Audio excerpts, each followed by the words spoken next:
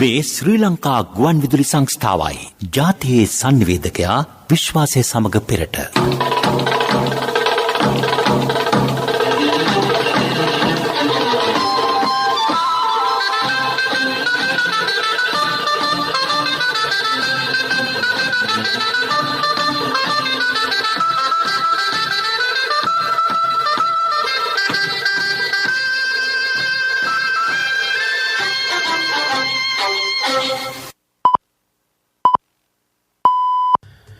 රාත්‍රී 9යි.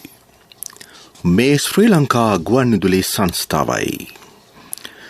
මෙන්න ප්‍රවෘත්ති. සංස්කරණය මොහාන් පෙරේරා, ප්‍රකාශය ඥානින්ද පෙරේරා.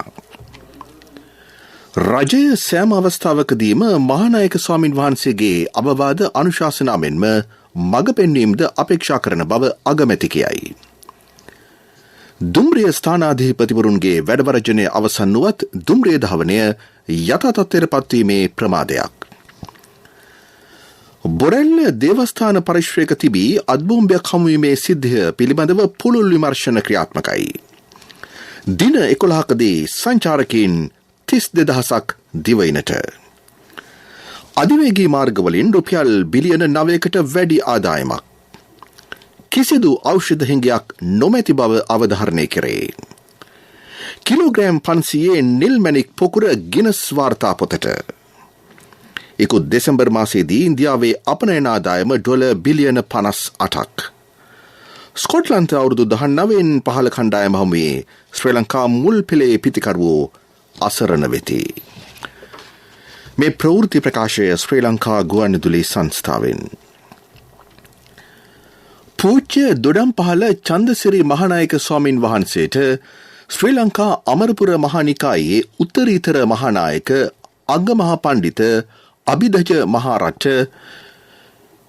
ගුරු කම්මඨානාචාර්ය තනතුරේ සනස්පත්‍රය පිළිගැන්වීමේ මහෝත්සවය කොළඹ බණ්ඩාරනායක සම්මන්ත්‍රණ ශාලාවේදී අද පස්වරුවේ සිදු කෙරිණි. ජනාධිපති ගෝඨාභය රාජපක්ෂ මැතිතුමා, අග්‍රාමාත්‍ය මහින්ද රාජපක්ෂ මැතිතුමා ඇතුළු ආරාධිතයෝ එම අවස්ථාවට එක් වූහ. ශ්‍රී ලංකා අමරපුර මහා සංඝ සභාවේ නියෝජ්‍ය ලේකකාධිකාරී ආචාර්ය පූජ්‍ය මාදම්පාගම අස්සජිතිස්ස අනුනායක ස්වාමින් වහන්සේ මෙහිදී මහානායක හිමියන්ගේ සන්නස්පත්‍රය කියවීම සිදු කළහ. ඉන් අනතුරුව ජනාධිපති ගෝඨාභය රාජපක්ෂ මැතිතුමා උන්වහන්සේට සන්නස්පත්‍රය පිළිගැන්විය. ශ්‍රී ලංකා අමරපුර මහානිකායේ නිල වෙබ් අඩවියද ජනාධිපතිතුමාතින් මෙහිදී විවෘත කෙරිණි. මහානායක ස්වාමින් වහන්සේට විජිතපත පිළිගැන්වුවේ අග්‍රාමාත්‍ය මහින්ද රාජපක්ෂ මහතා විසිනි. විපක්ෂ නායක සජිත් ප්‍රේමදාස මහතා උන්වහන්සේට අෂ්ට පරිස්කාර පූජා කළේය. මෙහිදී අදහස් දැක්වූ ජනාධිපති ගෝඨාභය රාජපක්ෂ මැතිතුමා බුද්ධ ශාසනය තුළ ධර්මදර විනයදර මහා යතිවරණන් වහන්සේට තනතුරු පිරිනැමීම බුද්ධ කාලීනව සිට පැවතෙන සම්ප්‍රදායක් බව පැවසිය.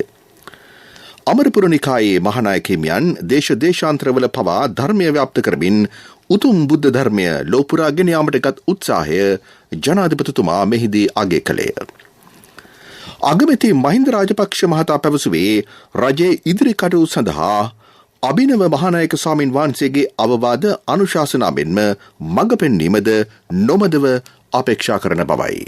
නායක හාමුදුරුවන් සමග කතා කරන ඕනෑම අයෙකුට ඇතිවෙන්නේ පහන් සිතක්. ගුණවත් සිල්වත් භික්ෂුවක් ලෙස උන්වහන්සේ ගත කරන්නේ තම ධර්මානුකූල ජීවිතයක්. ග්‍රන්ථ ධූරය මෙන්ම දර්ශනා ධූරයද නායක හාමුදුරුවෝ පුහුණු කරලා තියෙන්නේ සම්බුදු සසුනේ ප්‍රතිපාදනවලට අනුගත වෙමින් එයින් ඇති වුන් හික්මීම තුළයි උන්වහන්සේ කටයුතු කරන්න කියලා මම විශ්වාස කරනවා. භික්ෂුන් වහන්සේ නමකට උරුම වූ වත්පිළිවෙත් සියල්ල නායක හාමුදුරුවෝ ඉටු කරනවා විතරක් නෙවෙයි තම ශිෂ්‍ය භික්ෂුන් වහන්සේලාටද ඒ මැනවින් පුරුදු පුහුණු කරනවා. දැකීම නිසා ඇතිවන්නේ අපට ලොකු සතුටක්. රටේ දියුණුවත් ශාසනීය උන්නතියත් වෙනුවෙන් උන්වහන්සේ ලබා දුන් අවවාද හා අනුශාසනා මේ මොහොතේ සිහිපත් කළ යුතුයි. මාස්ථාවන්හිදී උන්වහන්සේගෙන් ලබාගත හැකි ආදර්ශ දේශපාලන මෙන්ම පෞද්ගලික වශයෙන්ද මට ශක්තියක් නැහැ මම විශ්වාස කරනවා.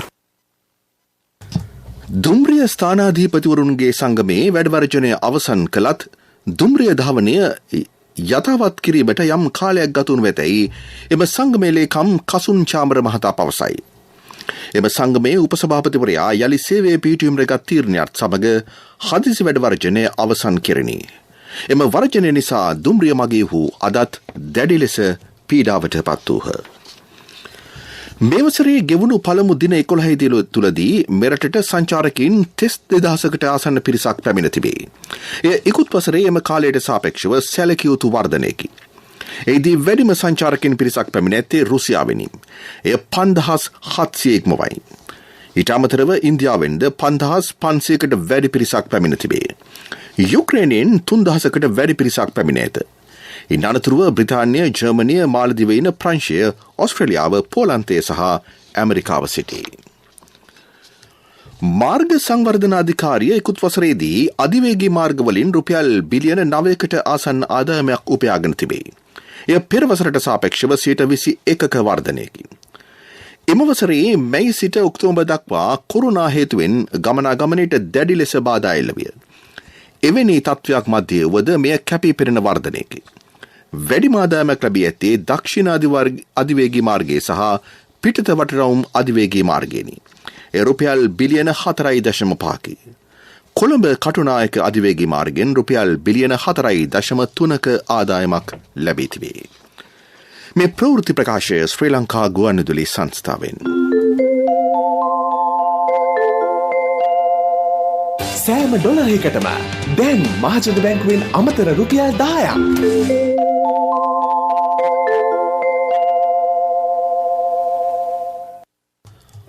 ආනයනය කළ යුතු ඖෂධ ප්‍රමුඛතා ලැයිස්තුවක් සකස් කරමින් සිටින බව ඖෂධ නිෂ්පාදන සැපයුම් සහ නියාමන රාජ්‍ය අමාත්‍යාංශය සඳහන් කරයි.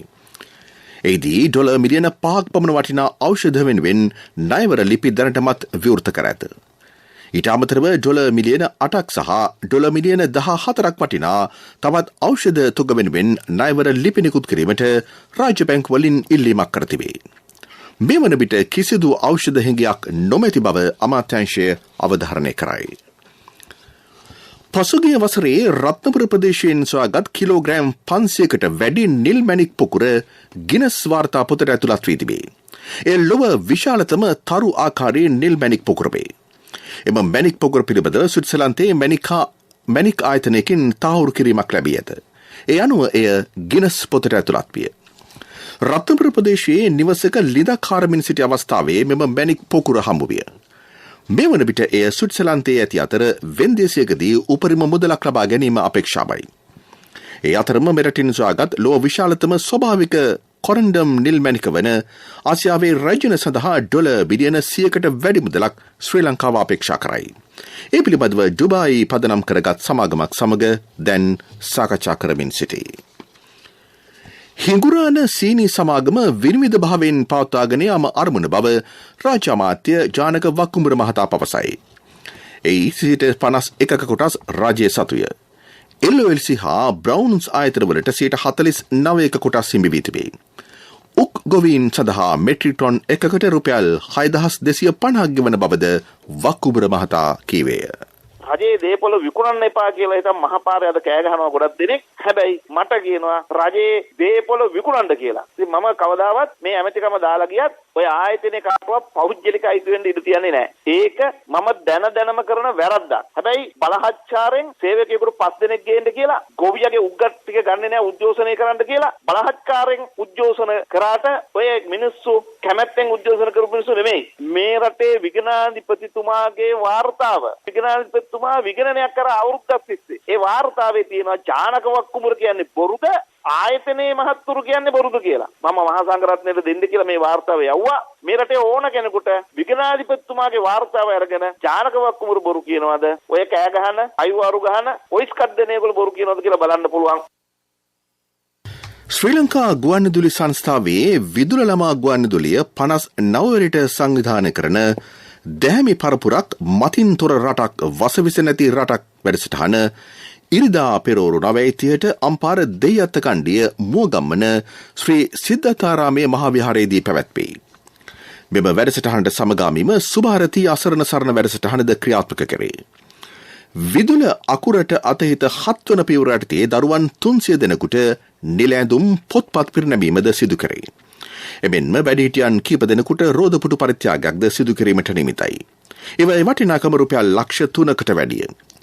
මෙම වැඩසටහන ඇසුරින් සකස් කළ දැහැමි පරපුරක් මතින්තුර රටක් වසවිස නැති හෙටක් වැඩසටහන ලබන 17 වෙනිදා පස්වරු 2ට ස්වදේශීය සේවය ඔස්සේ ප්‍රචාරය කෙරේ.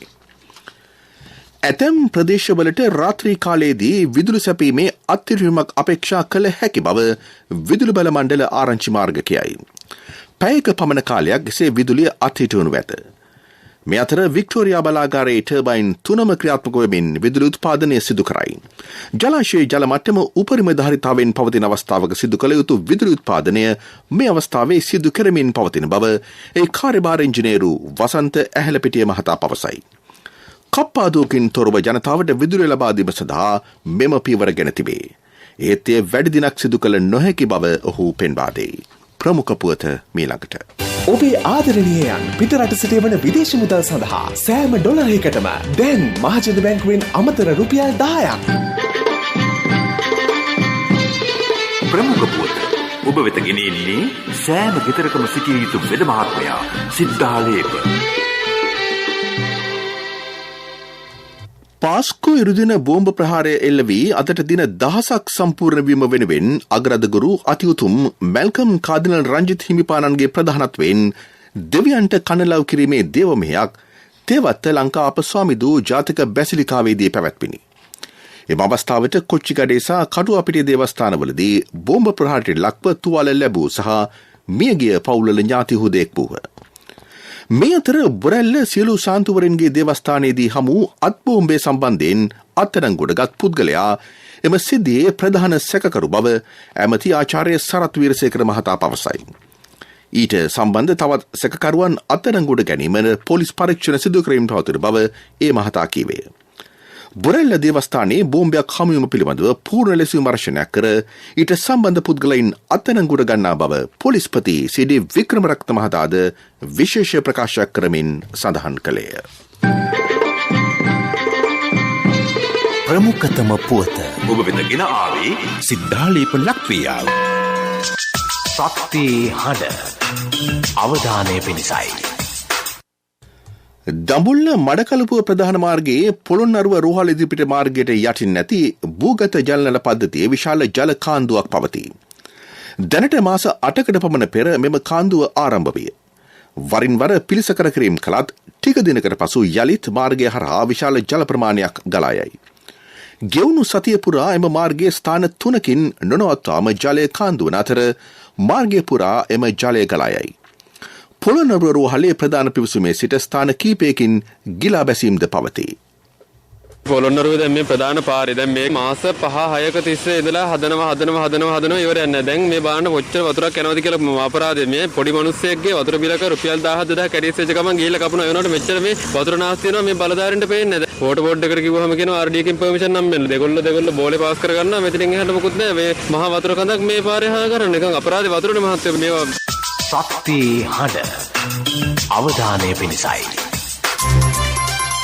විදෙස් පුවත්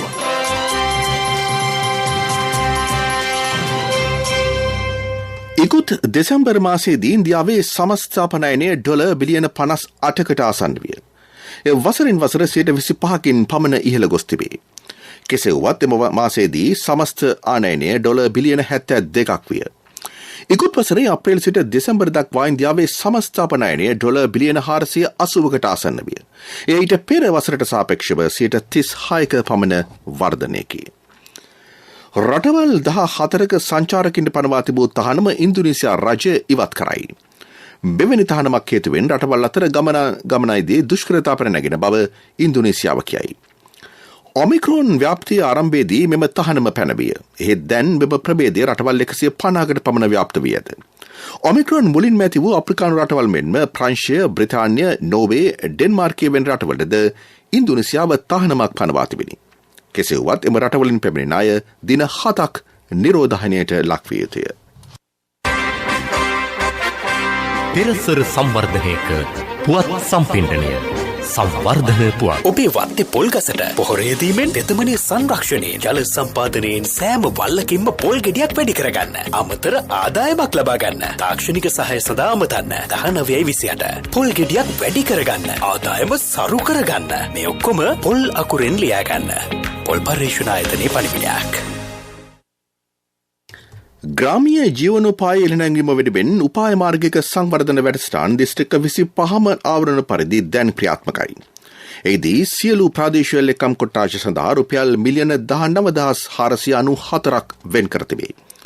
කිලෝමීටර් ලක්ෂයේ මාර්ග සංවර්ධනය, ගම්මානවලට ප්‍රවේශීමේ පාලම් දසදහසක් ඉදිකිරීම හා ග්‍රාමීය නිවාස සංවර්ධනය ඇතුළු තවත් සංවර්ධන වැඩසටහන් රාශියක් වෙනුවෙන් මෙවර අයවැයෙන් ප්‍රතිපාදන වෙන් කර ඇත.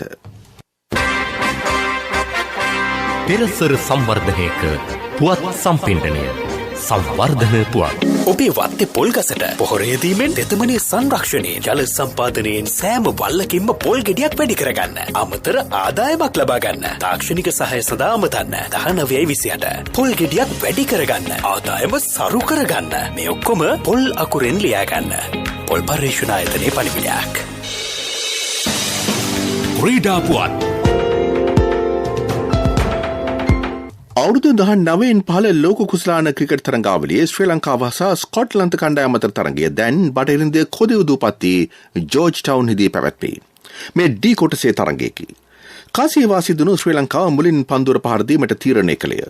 මීට ස්වල්ප වේලාවකට පෙර ශ්‍රී ලංකාව ඕවර් 32ක් අවසානයේ කඩුළු 6ක් දැවී ලකුණු 141ක් රැස් කරගෙන සිටියේ.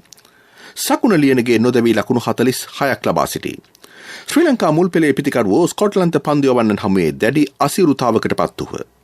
පළමු කඩුළු 5 බෙද වැටුනේ ලකුණු 78කදීය. ව්‍යාපාරික පුවත් ඔබ වෙත ගෙන එන්නේ NSB සල්ලි එහෙන් තෑගි මෙහෙන් ස්වර්ණ ජයන්ති වාසනා ජයග්‍රාහකයා ඔබද. බෙරට ප්‍රමුඛතම පුනර්ජනනීය බලශක්ති නිෂ්පාදන සමාගමක් වන විදුල් ලංකා PLC සමාගම මලාවි රාජ්‍යයේ පුනර්ජනනීය බලශක්ති ආයතනයක 30% කොටස් අත්පත් කරගෙන තිබේ. ඇමරිකානු ඩොලර් 3,60,000ක මුදලකට මෙය මිලදී ගැනීම සිදු කරන බව විදුල් ලංකා සමාගම කියයි. අදාළ කොටස් අත්පත් කරගැනීමේ කටයුතු ඩෙන්මාර්කයේ ෆ්‍රොන්ටියර් එනර්ජි සමාගම සමග ඇති කරගන්නා හවුල්කාරීත්වය අනුව සිදු කෙරේ. මේ යටතේ මලාවි රාජ්‍යයේ මෙගාවොට් 50ක සූර්ය විදුලි බලාගාරයක් ඉදිකිරීමට නියමිතයි. එය වසර 2023 දී මලාවි ජාතික විදුලි පද්ධතියට එක් කරේ. ව්‍යාපාරික පුවත් ඔබ වෙත ගෙනාවේ NSB සල්ලි එහෙන් තෑගි මෙහෙන් ස්වර්ණ ජයන්ති වාසනා ජයග්‍රාහකයා ඔබද. NSB ස්වර්ණ ජයන්තිය වෙනුවෙන් සුපිරි ජයග්‍රාහකයාට රන් පවුන් 50ක්, දෙවැනි ජයග්‍රාහකින් 10 දෙනාට ස්කූටර්, දෙවැනි ජයග්‍රාහකින් 10 දෙනාට iPhone, සිව්වැනි ජයග්‍රාහකින් 29 දෙනාට මවුන්ටන් බයික්. 2021 ඔක්තෝබර් 1 වෙනිදා සිට 2022 දෙසැම්බර් 31 දක්වා NSB U Trust තරහ අවමේ වරකට ඇමරිකානු ඩොලර් 100ක් හෝ ඊට සමාන ඕනෑම විදේශ මුදලක් 3 වතාවක් එවන්න. ආර්ථික පුවත් ආවරණය ඔබේ ඕනම අවශ්‍යතාවයකට සුදුසු මූල්‍ය විසඳුම් දෙන එන අය දියුණු වෙන අය එන LOLC සමූහය එන්න දියුණු වෙන්න. මෙරට විදේශවත්කම් සංචිත ඉරණැංවිය හැකි නිවැරදිම ක්‍රමය අපනයන ඉලක්ක කරගත් කර්මාන්ත වැඩි වශයෙන් ස්ථාපිත කිරීම බව ඇමති විමල් වීරවංශ මහතා පවසයි. ඒ සඳහා කර්මාන්ත අමාත්‍යාංශය ප්‍රමුඛතාව දී ඇත. බුත්තල කර්මාන්තපුර පරිශ්‍රයේ නව කර්මාන්ත ශාලා 3ක් ඇමතිවරයා අතින් විවෘත කෙරිණි. තවත් කර්මාන්ත ශාලා 7කට මුල්ගල් තැබීමද සිදුවිය. ඒ සඳහා ආයෝජනය කර ඇති මුදල රුපියල් මිලියන 54කට ආසන්නය. යුතුකම් වගකීම් එක්ක සල්ලි ඉතුරු කරන්න ලේසි නෑ. ඔබේ ස්ථාවර තැන්පතට ආකර්ශනීය පොලියක් හා ආරක්ෂාවක් දෙන්න අපි පොරොන්දු වෙන්නේ ඒකයි. LOLC Finance ස්ථාවර තැන්පතු ඉතිරිය උතුරන්න. 2001 දෙසැම්බර් 13 වෙනි දින නීතිගත කරන ලද LOLC Finance PLC ICRA Lanka limited වෙතින් SLA ස්ථාවර ශ්‍රේණිය ලබා ඇත. 2011 අංක 42 දරන මුදල් ව්‍යාපාර පනත යටතේ ශ්‍රී ලංකා මහ බැංකුවේ මුදල් මණ්ඩලය වෙතින් බලපත්‍රලාභී මුදල් සමාගමකි.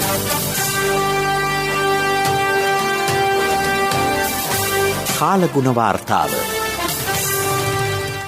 මධ්‍යම සබරගමුව ඌව පළාත්වලත් මාතර හා හම්බන්තොට දිස්ත්‍රික්කවලත් තැනින් තැන වැසි හෝ ගෙගිරුම් සහිත වැසි ඇතිවන බව කාලගුණ විද්‍යා දෙපාර්තමේන්තුව නිවේදනය කරයි. සෙසු ප්‍රදේශවල ප්‍රධාන වශයෙන් වැසි රහිත කාලගුණ තත්ත්වයක් පවතී. රාත්‍රී ප්‍රධාන ප්‍රවෘත්ති ප්‍රකාශයේ සිරස්තල දැන්වෙන්න යළිත්. රජයේ සෑම අවස්ථාවකදීම මහානායක ස්වාමීන් වහන්සේගේ අවවාද අනුශාසනා මෙන්ම මඟ පෙන්වීමද අපේක්ෂා කරන බව අගමැති කියයි. දුම්රිය ස්ථානාධිපතිවරුන්ගේ වැඩවර්ජනය අවසන් වුවත් දුම්රිය ධාවනය යථා තත්ත්වයට පත්වීමේ ප්‍රමාදයක්. බොරැල්ල දේවස්ථාන පරිශ්‍රයක තිබී අත්බෝම්බයක් හමුවීමේ සිද්ධිය පිළිබඳව පුළුල් විමර්ශන ක්‍රියාත්මකයි. දින 11කදී සංචාරකින් 32,000ක් දිවයිනට. අධිවේගී මාර්ගවලින් රුපියල් බිලියන 9කට වැඩි ආදායමක්. කිසිදු ඖෂධ හිඟයක් නොමැති බව අවධාරණය කරේ. කිලෝග්‍රෑම් 500 නිල් මැණික් පොකුර ගිනස් වාර්තා පොතට. ඉකුත් දෙසැම්බර් මාසයේදී ඉන්දියාවේ අපනයන ආදායම ඩොලර් බිලියන 58ක්. ස්කොට්ලන්ත අවුරුදු 19න් පහළ කණ්ඩායම හමුවේ ශ්‍රී ලංකා මුල් පෙළේ පිතිකරුවෝ අසරණ වෙති. රාත්‍රී ප්‍රධාන ප්‍රවෘත්තියින් සමාප්තයි. අපගේ මෙම ප්‍රවෘත්ති ප්‍රකාශයට www.slbc.lk වෙබ් අඩවි ඔස්සේද ඔබට සවන් දිය හැකියි. ජාතික ගුවන්විදුලියේ මීළඟ ප්‍රධාන ප්‍රවෘත්ති ප්‍රකාශය හෙට උදෑසන 6ට.